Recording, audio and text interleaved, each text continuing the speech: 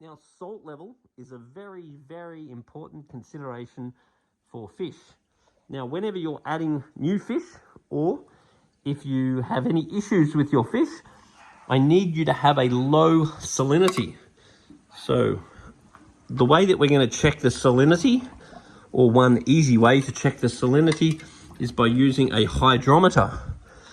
Now, this is a brand new one. So when I use a brand new hydrometer, I want to fill it up and empty it about 10 times to reduce the surface tension on the arm. Once you've done this, you don't have to do this every time, but what you do need to do is make sure there's no bubbles on the arm. So if you give it a tappy tap tap, and make sure the arm has no bubbles.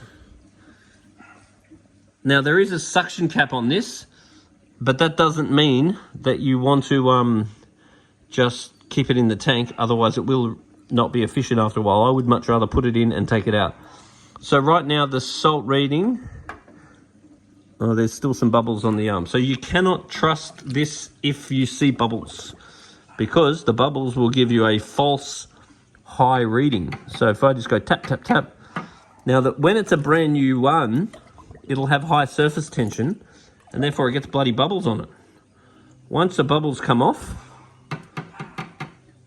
then you'll get a true reading. So let's just see how that goes. Beautiful. See the way it was higher before? That's because the bubbles were on the arm. Now I tested this last time I was here with my refractometer and I got 1.019, and this is basically saying 1.019, so that's good. So that's how we're going to check the salt.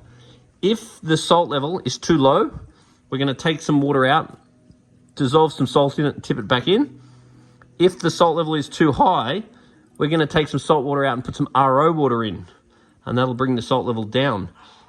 Fish don't mind the salt level going down, but they hate the salt level going up.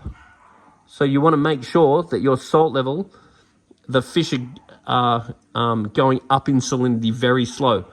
Also, we're thinking about putting sharks in this tank, so we need to slowly raise the salt before adding the shark. It's better to not add the shark at the low salt.